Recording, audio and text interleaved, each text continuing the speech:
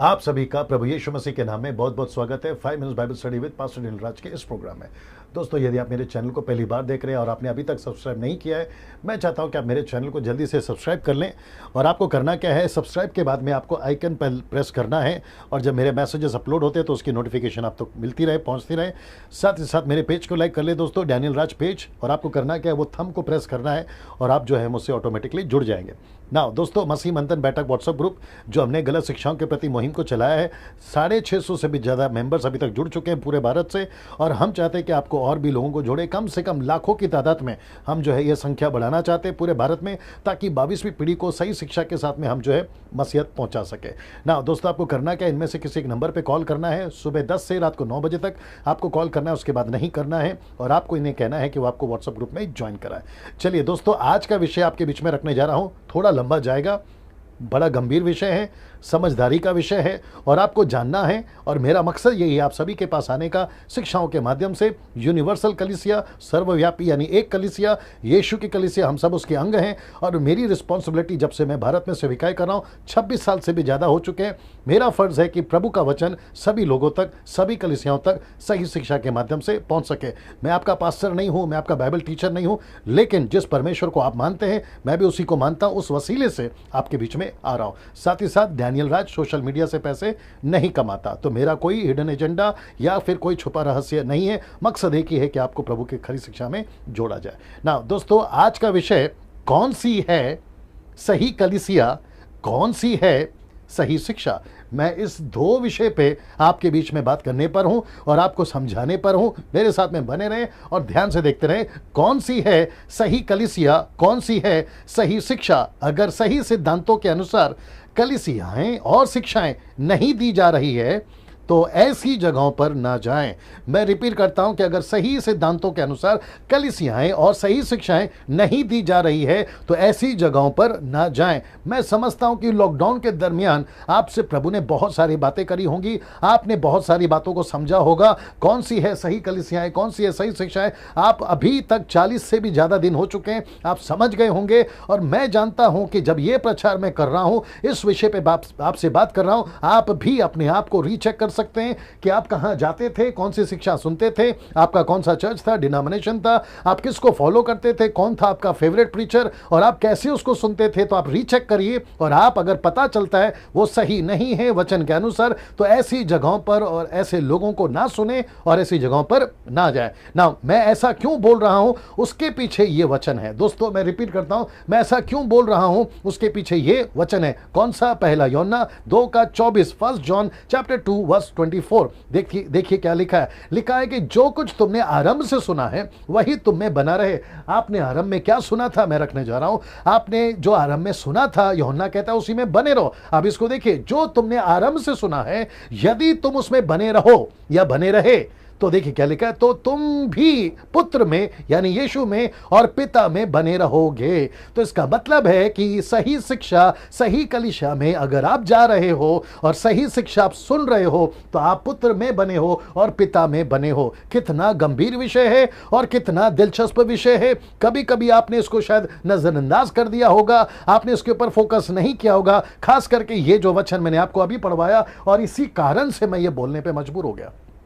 दोस्तों, मैं चाहता हूं कि ये वीडियो जितना लंबा चल रहा है, मैं नहीं जानता कितना लंबा मैं इसको खींच पाऊंगा। कोशिश यह होगी कि शॉर्ट में आपको बता सकूं।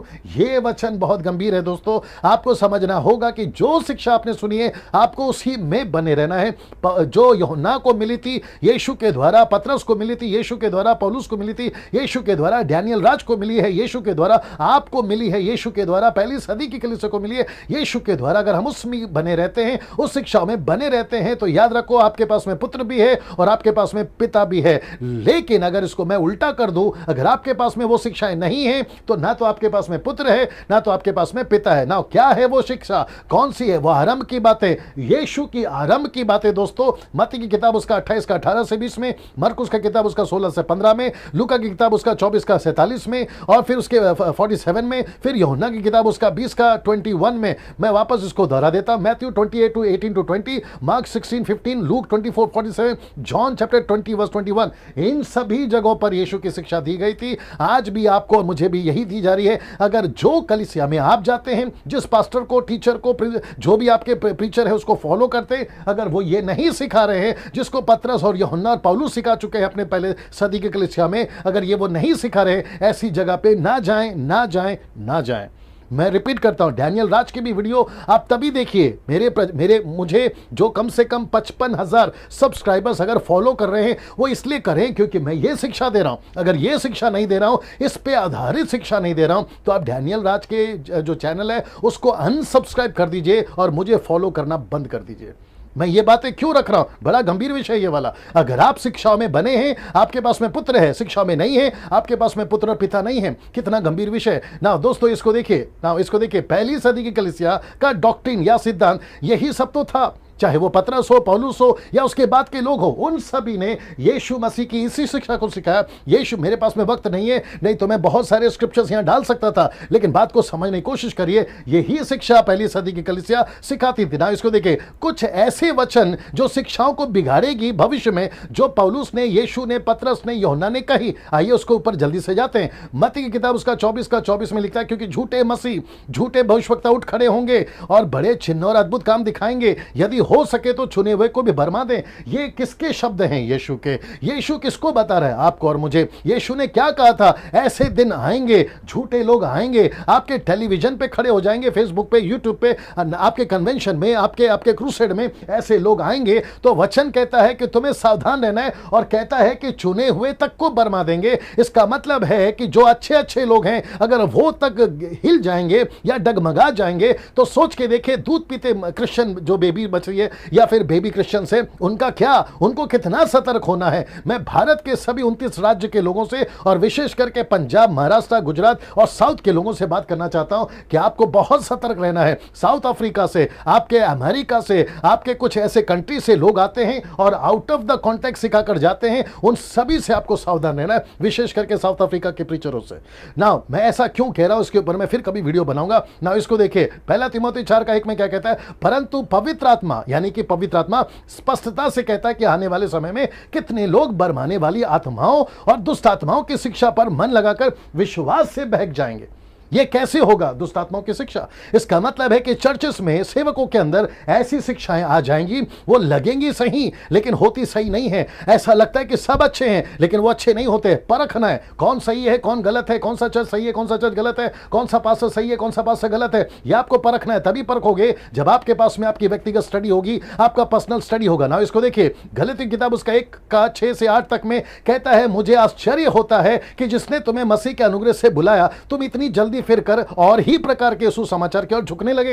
ये कैसे हो गया? परंतु वह दूसरा सुसमाचार है ही नहीं। बात तो यह है कि कितने ऐसे हैं जो तुम्हें घबरा देते हैं, मसीह के सुसमाचार को बिगाड़ना चाहते हैं। अब इसको देखिए, परंतु यदि हम या स्वर्ग से कोई दूत, यानी पौलुस ने खुद को भी जोड़ा, वो स्वर्गदूत को भी कहता है, यदि हम या स्वर्ग से कोई दूत भी आकर उस सुसमाचार को छोड़ जो हमने तुमको सुनाया है, और कोई सुसमाचार तुम्हें सुनाए जो हमने नहीं सुनाया, वो श्रापित है। ये देख रहे हैं आप, वो श्रापित है। इतना कठोर शब्द, इतना गंभीर शब्द और इतने गुस्से में और इतने आक्रोश में पौलुस क्यों कह रहा है? क्योंकि पौलुस कहता है कि मसीह का क्रूस पे मरना व्यर्थ हो जाएगा, मैं जो दुख उठा रहा वो व्यर्थ हो जाएगा, मैंने जो इतना सताव सा है वो व्यर्थ हो जाएगा। इसलिए कोई सुसमाचार को ना बिगाड़े, कोई यीशु के कथा को ना बिगाड़े, इस बातों को जो आरंभ की शिक्षा है उसको ना बिगाड़े, जो मैं आपके बीच में वापस रख रहा हूं। ये वाला, इसको छोड़ कोई प्रचार नहीं होना चाहिए। ये आपका बुनियाद है, मसीह का आदेश, मसीह क्राइस्ट मैंडेट, ये आपका फाउंडेशन है। अगर ये नहीं सिखा रहे दोस्तों, तो फिर मैं समझता वो सारी कलीसियाएं गलत है और ऐसी जगहों पर जाना व्यर्थ हो जाएगा ना। इसको देखिए, क्या आप शापित वाली शिक्षा बनना चाहोगे? क्या आप ऐसी शिक्षाओं को सुनना चाहोगे? नहीं। क्या ऐसी कलीसिया में जाना चाहोगे जो श्रापित हो चुकी है? नहीं। मैं समझता हूं वहां जब यीशु नहीं है, पिता नहीं है, जैसे मैं आपको बता चुका हूं, तो फिर आप वहां क्यों जाना चाहोगे और ऐसी शिक्षाओं को क्यों सुनना चाहोगे? यूट्यूब पे, फेसबुक पे अगर आप किसी को फॉलो करते थे, इस शिक्षा को सुनने के बाद में, इस विषय को सुनने के बाद में अगर आपको ठीक लग रहा है, उनको अनफॉलो करिए, उनको अनसब्सक्राइब जरूर करिएगा ना। इसको देखिए, क्या आप चाहते हो कि पिता पुत्र आप में बने रहें? जी हाँ, तो आपको सही शिक्षा में बने रहना। तो ऐसी किसी जगह पर ना जाएं, ऐसे किसी जगह पर ना जाएं जहां सही शिक्षा, डॉक्ट्रिन, सिद्धांत सिखाई नहीं जाती। ऐसे किसी जगह पे ना जाएं ना इसको देखिए, क्या क्या जांचना है आपको जहां आप भी जा रहे हो और सुन रहे हो। मैं रिपीट करता हूं, क्या क्या जांचना है आपको जहां आप अभी जा रहे हो और सुन रहे हो। तो उन सभी को जांचना है जहां आप अभी जा रहे हैं। सबसे पहले जो आपको जांचना है, क्राइस्ट मैंडेट। क्या आपकी कलीसिया का पास्टर, क्या आपका यूट्यूब का प्रीचर, क्या आपके फेसबुक का प्रीचर, क्या वो क्राइस्ट मैंडेट पे बात करता है? या ब्लेसिंग्स, प्रॉस्पेरिटी, मोटिवेशनल प्रीचिंग, पैसा कैसे आएगा, चमत्कार कैसे होगा, ये उस पे प्रचार करते हैं या क्राइस्ट मैंडेट पे प्रचार करते हैं? अगर ऐसे पे प्रचार नहीं करते हैं, उन प्रचारकों को ना सुने। मैं आपको बड़ी जोरों से कहता हूं, नहीं सुनना, क्योंकि ना तो आपके पास पिता होगा, ना आपके पास में पुत्र होगा। जिसमें आता है, बड़े ध्यान से देखिएगा, सुसमाचार सुनाना, छेला बनाना, मिशनरी को भेजना, पुरुष और स्त्री को सेविकाई में लाना ना। अगर ये चीजें आप नहीं कर रहे हैं, वहां पे नहीं होता है, तो ऐसी कलीसियाओं में ना जाएं, क्योंकि ये शिक्षा मैंडेट के अनुसार नहीं है। जहां उपवास और प्रार्थना होती है नाश होने वाले लोगों के लिए, ये जांचना है क्या ऐसी कलीसियाओं में जहां आप जाते हैं ये सब हो रहा है?